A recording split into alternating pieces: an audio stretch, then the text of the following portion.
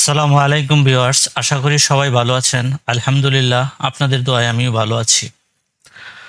তো আজকে আমি আপনাদেরকে কিছু গুরুত্বপূর্ণ কিছু কমান্ড দেখাবো, যে কমান্ডের ব্যবহার আমরা অনেকে হয়তো জানি, হয়তো অনেকেই জানি না।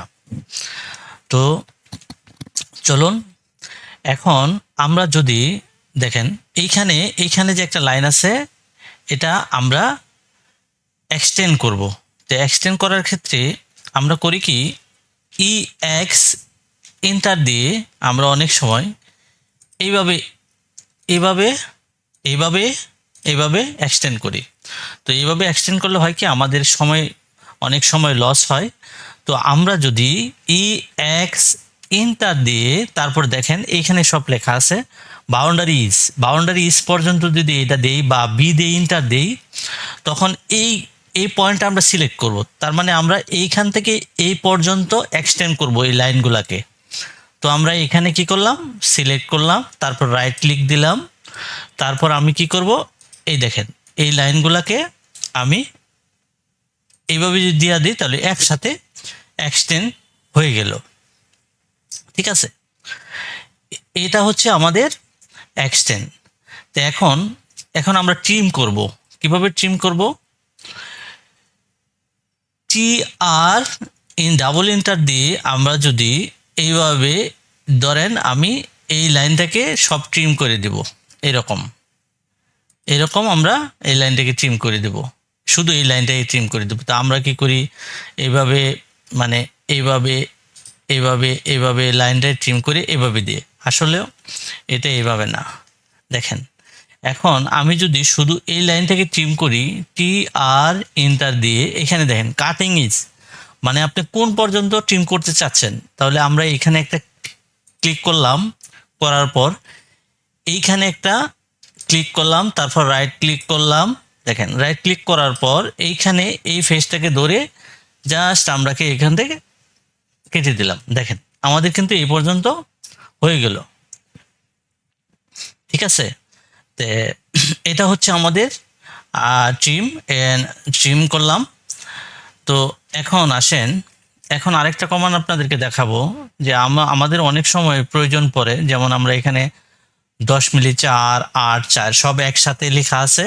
হুম, একসাথে এইগুলাকে আমরা চেঞ্জ করব। কিভাবে চেঞ্জ করব? হ্যাঁ, কিভাবে চেঞ্জ করব, যদি আমরা এখানে চেঞ্জ করতে যাই অনেক সময়ের প্রয়োজন হয়। তো আমরা অনেকভাবে চেঞ্জ করতে পারি, ফাইন্ডেও করতে পারি। যেমন আমরা যদি এটাকে এভাবে ধরি, এটাকে সিলেক্ট করি, যদি লেয়ারের ড্রয়িংগুলো যদি আপনার ড্রয়িংগুলো যদি লেয়ারে থাকে, তাহলে আপনার কাজ করতে কোনো প্রবলেম হবে না।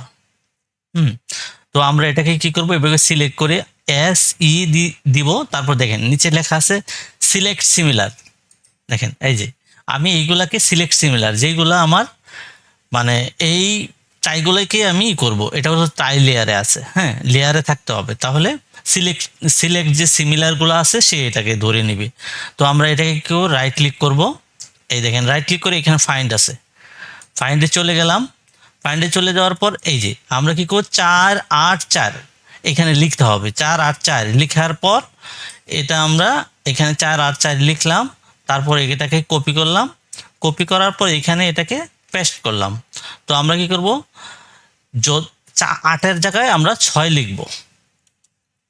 8-এর জায়গায় এখানে 4 8 4 যেরকম আছে আমরা এখানে লিখব 5 6 5 এরকম দিব। তো এখন আমরা কি করব, রিপ্লেস অল। দেখেন, রিপ্লেস অল দেওয়ার পর এই যে কয়টা রিপ্লেস হয়েছে, 42টা।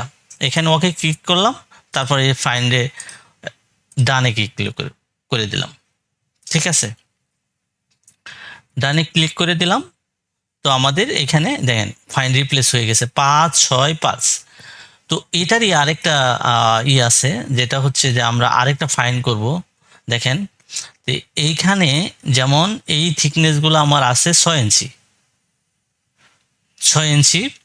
এটাকে আমরা অনেকেই করি কি, এটা আমরা ধরেন কোনো কারণে বা ডিজাইনের কারণে এটা 7 ইঞ্চি হয়ে গেল, তখন আমরা কিভাবে করব? তো তখন অনেকে আমরা এইভাবে করি, যারা নতুন হয়তো যারা এক্সপার্ট হয়তো ওরা জানে, আমি নতুনদের জন্য বলছি। এইখানে করে কি, এইভাবে 7 লিখে, তো আবার এইখানে আমরা 7 লিখি। তো এইভাবে করলে হয় কি আপনার টাইম অনেক চলে যায়। তো আমরা এটা কি করব, একসাথে কাজ করব। তো এইগুলা সবগুলাকে আমরা 7 করে দিব। কিভাবে করব, যদি এটাকে এটা এটা কথার কথা এই 4টা বা এই 6টা আমরা এই পোর্শনে এগুলাকে 7 করে দেব। আমরা ওইভাবে না করে আমরা এটাকে 7 করে দেব। এখন কি করব, ফাইন্ড দেব, FIND, ফাইন্ড দিলাম। ফাইন্ড দেওয়ার পর দেখেন এখানে আমরা যে 6 ইঞ্চি আছে এটাকে 7 করব, তাহলে থিকনেসও ঠিক থাকবে, তারপর এটাও ঠিক থাকবে। এখন আমরা কি করব, 6 লিখব। 6 লেখার পর এখানে আমরা ইঞ্চি দিব।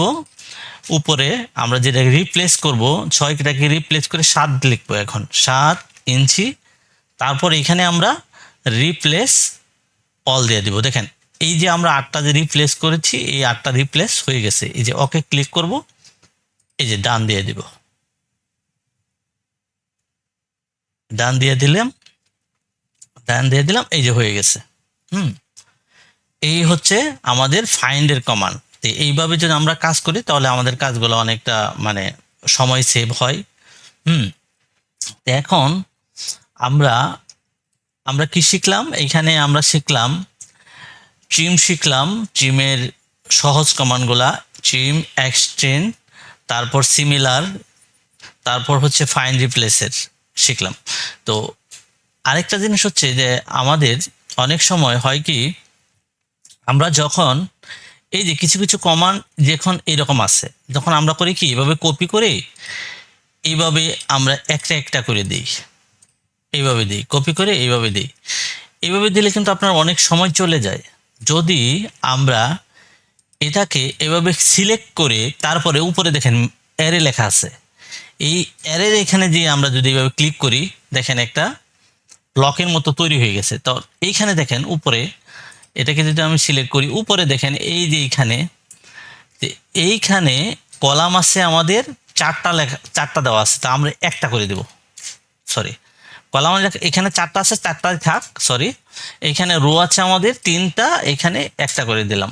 ঠিক আছে, তো কলাম আছে 4টা থাক। আমরা এখানে এটাকে এই যে এই পোর্শনে এইখানে ধরে আমরা এইভাবে টেনে নিলাম, এইখানে এভাবে টেনে দিলাম। দেখেন ভালো করে বোঝার চেষ্টা করেন।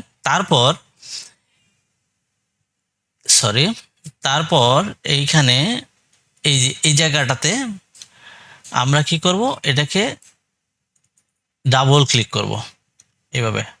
এই যে ডাবল ক্লিক করব। ডাবল ক্লিক করার পর আমাদের এখানে স্পেসিং কত আছে 5 ইঞ্চি। তো আমরা এখানে কি করব, এই যে রো স্পেসিং, হ্যাঁ, এখানে যদি আমরা এখানে যদি আমরা 5 লিখি, এই যে এখানে হবো কলাম স্পেসিং, কলাম, এখানে যদি আমরা 4 লিখি, দেখেন এই স্পেসিংগুলো কিন্তু চেঞ্জ হয়ে যাচ্ছে। এটার আমরা এভাবে দিলে হয় কি, যে আমরা যদি এই মানে রিভারের যে 5 ইঞ্চি 6 ইঞ্চি স্পেসিংগুলো যদি আমাদের ইকুয়াল মানে ঠিকঠাক মতো হয়, তাহলে কিন্তু কাজ করে সুবিধা হয়। আমরা অনেকেই অনেক সময় করি কি 5 ইঞ্চি এইখানে লিখি 6 ইঞ্চি, কিন্তু এই স্পেসিং এর জায়গায় মিল থাকে না। তখন হয় কি, যে আপনার ড্রয়িং এর সাথে মানে রিভারের এটা ভুল না, বাট হচ্ছে যে আপনার ড্রয়িংটা মানে এই ড্রয়িংটা যখন ওই রডটা যখন ওইখানে প্লেস করবে, তখন দেখবেন যে আপনার ড্রয়িং এর সাথে আর রডের সাথে রিভারের কোনো থাকবে না, মানে বেশি কম বেশি থাকবে না, যতটি দিবেন ততটি ওইখানে বসাবে। তো আমরা যদি এইখানে, এটার একটা সুবিধা আছে, এইখানে যদি আমরা এটা যদি কোনো কারণে 6 হয়ে যায়, আমরা যদি এটার উপরে ডাবল ক্লিক করি, দেখেন এটার উপর ডাবল ক্লিক করে এটা যদি আমরা 6 করে দিই, দেখেন এটা চেঞ্জ হয়ে গেছে। এই যে দেখেন চেঞ্জ হয়ে গেছে। এইখানে যদি আসি আমরা, এখানে যদি দেখেন এটা কিন্তু 6 ইঞ্চি হয়ে গেল। ঠিক আছে, তখন আমরা এটাকে এইভাবে ধরে এটা এইভাবে ধরে এই যে এটাকে যদি আমরা 6 করে দিই না, 6 করে দিলে হয়ে যাবে। যদি আমরা 4 ইঞ্চি দিই, 4 দিলে হয়ে যাবে। এটা একটা। তো আরেকটা কমান্ড আমার কাছে যেটা গুরুত্বপূর্ণ মনে হয়েছে কাজ করার ক্ষেত্রে, যারা বিগিনার আছে, সেটা হচ্ছে যে স্টেজ কমান্ডটা আমরা অনেকে অনেক সময় এটা ভুল করে থাকি। স্টেজ কমান্ডটা যদিও এটা অনেক কাছ থেকে ইজি হইতে পারে, যারা নতুন শিখতেছেন তাদের কাছে এটা অনেক ডিফিকাল্ট হয়ে যায়। তো আমরা স্টেজ কমান্ডটা কি করব, এস লিখে এন্টার দেব। এস লিখে এন্টার দেওয়ার পর কথার কথা আমি ধরেন এটাকে আমি এই জায়গাটুকু আমি স্টেজ করব, এই জায়গাটুকু স্টেজ করব। কিভাবে করব, এই যে ফার্স্ট পয়েন্ট আমি ধরেন এই জায়গাটুকু স্টেজ করব, এই দুইটা লাইন কথার কথা। তো আমি ফার্স্ট পয়েন্ট এভাবে ক্লিক করব, ক্লিক করার পর এই যে সেকেন্ড পয়েন্টের এখানে আবার একটা ক্লিক করব, ক্লিক করার পর আমি রাইট ক্লিক করব। রাইট ক্লিক করার পর দেখেন এই যে স্টেজ হয়ে যাচ্ছে, স্টেজ হচ্ছে কিন্তু বাট বাঁকা হয়ে যাচ্ছে, কিন্তু এই লাইনটা সিলেক্ট করার কারণে এটাও স্টেজ হয়ে যাচ্ছে। তখন আমরা কি করব, এই সব ক্ষেত্রে এস ইন্টার দিয়ে তারপরে first point second point click করে তারপর দেখেন এটা আমরা স্টেজ করব না, তখন আমরা কি করব, শিফট চেপে ধরবো, শিফটটা চেপে ধরে এখানে এটাকে আমরা আইসোলেট করে দেবো। আইসোলেট করে দেওয়ার পর এখানে রাইট ক্লিক করব, রাইট ক্লিক করার পর এভাবে টান দিব, তাহলে কিন্তু আমাদের স্টেজ হয়ে যাবে। হুম। তো কথা হচ্ছে যে আমি মানে কিছু কিছু কমান্ড আমরা ড্রয়িং এর মাধ্যমে শেখানোর চেষ্টা করি, কারণ আমাদের দিন শেষে কিন্তু ড্রয়িং এর মাধ্যমেই কমান্ডগুলো শিখতে হয়। কারণ ড্রয়িং এর মধ্যে কাজ করার ক্ষেত্রে আমরা অনেকেই মানে কাজ করতে পারি, কিন্তু কিছু কিছু কমান্ডের যে সঠিক ব্যবহারগুলো যদি আমরা জানি, তাহলে আমাদের কাজগুলো অনেক দ্রুত হয়ে যাবে। আমাদের একটা মানে ওই নির্দিষ্ট সময়ের ভিতরেই আমরা কাজটা জমা দিতে পারবো। হুম। তো আজকের ভিডিও এই পর্যন্তই। সবাই ভালো থাকবেন। আসসালামু আলাইকুম।